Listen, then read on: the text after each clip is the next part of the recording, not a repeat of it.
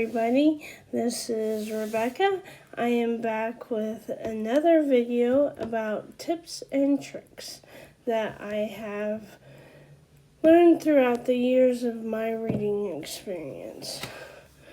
First, we'll start with a notebook. You can use a regular notebook. You can get a whole bunch of them from a dollar store, or you can use a journal. Now, it's your preference of what you want to use. I suggest if you're starting out learning how to read, you might want to do like a regular school notebook. That way you have more room to write. And how I did it was every chapter I read, after every chapter I read, I would stop reading and write a summary of each chapter. If the chapters are longer and you feel like you might not remember every little detail you want to remember, then you can always stop halfway through or however you feel and write down a little bit each time. Or you can use these awesome things that are called book darts. Now, I will put links below in the description of where I got these, and so if you want to pick them up, you can. So they're just basically little metal tabs that you put on your books, on your pages, and they just stick on there.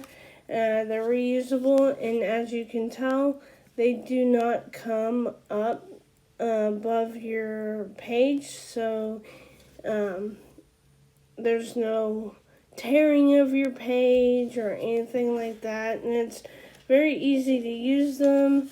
They just like that, so you can mark a passage or whatever you want to remember. If it's a funny quote or if it's a part of the plot, you can use it any way you want. Now, if you want to highlight things as well, I would recommend a highlighter, different colors.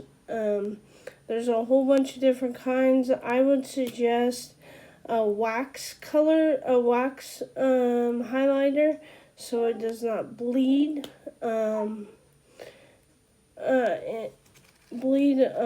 the pages, because that's annoying. And I also recommend you, every time you come across a different character or a plot point, you use a different color for each character or a plot point, and write it down so you know what that color stands for or why you're using it.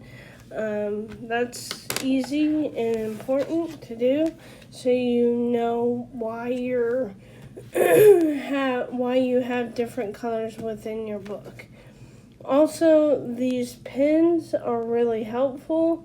They're water-based and they do not bleed through the pages, so you can underline, you can write stuff on the edges of the pages if you need to. It's just very, very useful, very helpful. And you don't have to use these. These are not something that I